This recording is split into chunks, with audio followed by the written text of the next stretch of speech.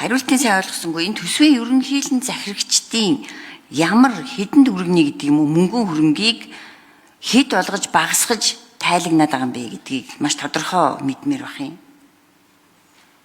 Энэ бол надад их ноцтой санагдах. Ямар зорилгоор яагаад ингэ багасгаад талын ч юм уу хэдэн хувийг яах гэж ингэ үлдээгээд байгаа ч юм уу мэдэхгүй би гайхаад ойлгохгүй учраас асууад байгаа юм л. За 4 номерын микрофон. За энэ бол үлдээгээд юм уу багасгаад байгаа асуудал биш. Энэ яг Нэгтлэн бодох бүртгэлийн тайлагналтай холбоотой асуудлууд байгаа.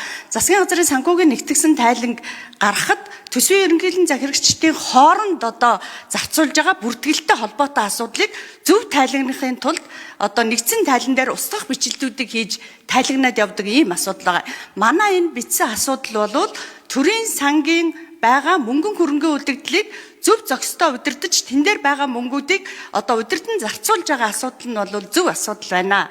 Гэхдээ энийг олон улсын нэгтлэн бодох бүртгэл талаасаа сайжруулах энэ өвлгүүдийг одоо төсвийн ерөнхийлөн захирагчдаар нь өглөг авлагын асуудал гарах уу, нэгдсэн тайлан дээр өглөг авлагын асуудал гарах уу гэдгээ яг нэгтлэн бодох бүртгэлийн хувьд энийг нөгөө алдаанд залруулдаг алдаа байгаа учраас энэ асуудлыг энэ тайланда оруулж өчээд байгаа. За түрүүн таны асуусан нэг асуудал дээр энэ жилийн энэ тайлангаар 26